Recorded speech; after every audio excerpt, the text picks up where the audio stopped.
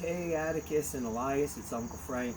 Just wanted to give you a short lesson so you could start your collie training. I got you those collie sticks for your birthday, and I'm going to give you a couple basic things to start working on. So first of all, if you're drilling alone, it's fine if you use your collie sticks without any eye protection. But if you're going to drill with each other, and eventually in later videos I'll show you different drills you could do with a partner, you should get eye protection. And the eye protection helps because I'm going to show you up close. If you take a look after you use your collie sticks for a while, they start to get little splinters, and you never want one of those going in your eyes. But if you're drilling by yourself, really don't need to use those. So in today's lesson, I'm going to show you how to hold the stick, and I'm going to teach you some of the basic angles, and those will be some of the things you could practice. I'll also show you briefly some footwork. So I'll put those down. All you'll need is one stick. The way you hold the collie stick, you could, it varies on your hand strength, but you could do 3 fingers from the bottom, and there you can hold it, and you leave what's called the puño. And you could actually use that in self-defense. Some guys like to hold their stick closer to the bottom. Some also like to do one full fist. I think you need to decide. Elias, you may need to have Dad cut your stick down a little bit to use it. So if you're right-handed, you're going to go with your right hand forward. Your feet should be at a 45-degree angle. And I'm going to show you 12 angles. This is from an Inosanto blend of collie. Angle 1 is a strike to the temple, a forehand strike to the temple. Angle 2 is a backhand strike to the temple. You're going to step your right foot back. Angle 3 is a lateral strike across the elbows. You're going to pull it through. And angle 4 is a backhand strike across the elbows. And your hand will be here. Always keep your other hand you're not using for self-defense. Angle 5, you're going to step forward and thrust to the belly. Angle 6 is going to be a backhand thrust to the neck or to the face. You're going to pull your hand here, and a forehand strike. This is angle number 7. And then you're going to rotate your wrist around, and angle 8 would be right down the middle. Notice I dropped my right foot back again.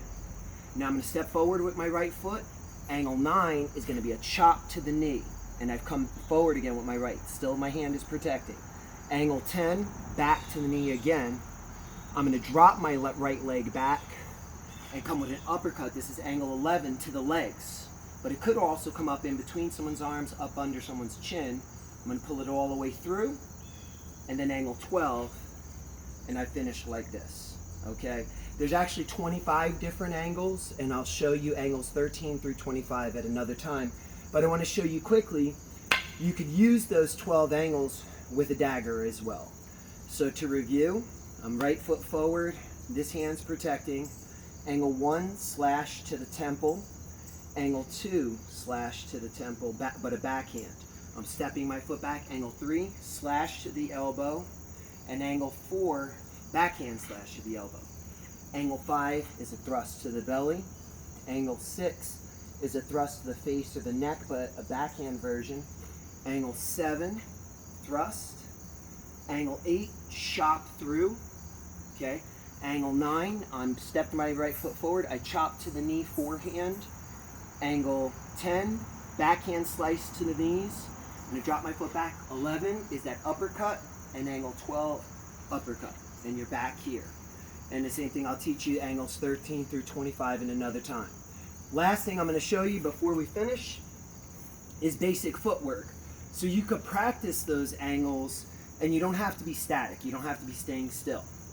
You could take your collie sticks and put them at a 45-degree angle. If you take a look at that, just focus on those for a second.